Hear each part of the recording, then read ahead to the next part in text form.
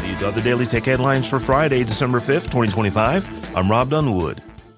Netflix is acquiring Warner Brothers, including HBO Max and the HBO Studio, for a groundbreaking $82.7 billion to cement its position as the top streamer and gain major franchises like DC Comics and Harry Potter. The deal, valued at a mix of cash and stock and is expected to close in the third quarter of 2026, was prompted by Warner Brothers Discovery's debt and streaming performance and is anticipated to face significant antitrust review.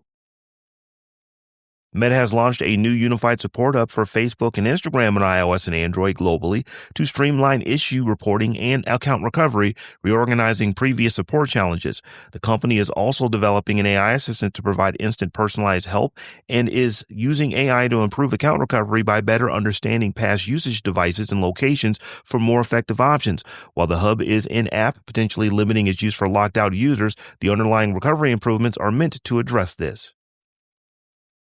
X was fined 120 million euros or $140 million by EU regulators under the Digital Services Act for violations related to illegal content, deceptive design of its blue check mark, poor ad transparency, and denying data access to researchers.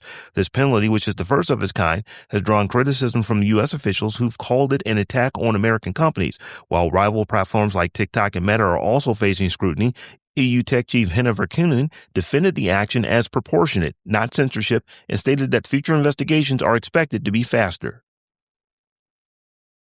Meta has established new licensing partnerships with various news organizations, including CNN, Fox News, USA Today, The Daily Caller, and Le Monde, to provide content for its AI chatbot. This strategy, which follows Meta's termination of previous publishing deals and the closure of the Facebook News tab, aims to enhance the AI's content diversity and timeliness.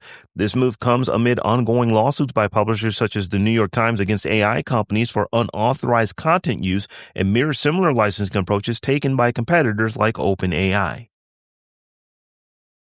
Walmart-backed PhonePe is shutting down its PIN code quick e-commerce app, which launched less than 2 years ago on the ONDC network after the app failed to compete with rivals. The company is redirecting its focus and resources from the challenging consumer-facing market to its core objective of offering B2B services such as inventory and order management tools to offline merchants to improve their efficiency and margins ahead of its target mid-2026 public listing. The National Highway Traffic and Safety Administration is investigating Waymo's robo-taxis, primarily in Austin, Texas, for repeatedly and illegally passing stopped school buses. The federal regulator is concerned about the fifth-generation self-driving system's unexpected or illegal behavior. Despite Waymo's claimed software update after a Georgia incident, the Austin Independent School District reported 19 incidents, including 5 post-update, and requested Waymo to halt operations during school hours, a request the company denied. A December 1st incident highlights ongoing safety issues.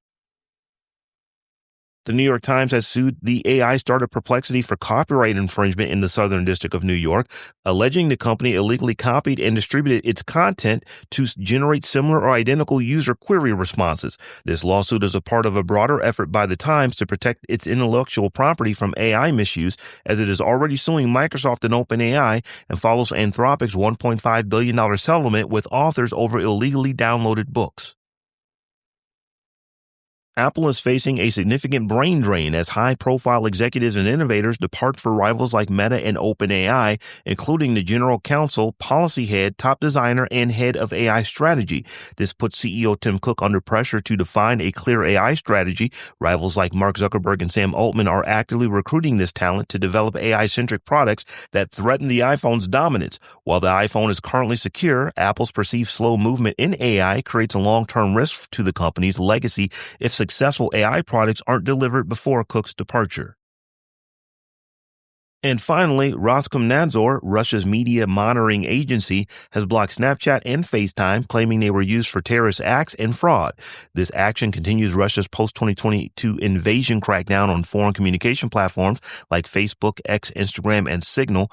Restricting these services allows the Russian government to control public conversation and information, potentially steering citizens towards Max, a state-run super app that is part of a push for technological self-reliance, which also facilitates government surveillance. For more analysis of the tech news of the day, subscribe to dailytechnewsshow.com. You can find show notes and links to all the headlines there as well. Thanks for listening. We'll talk to you next time.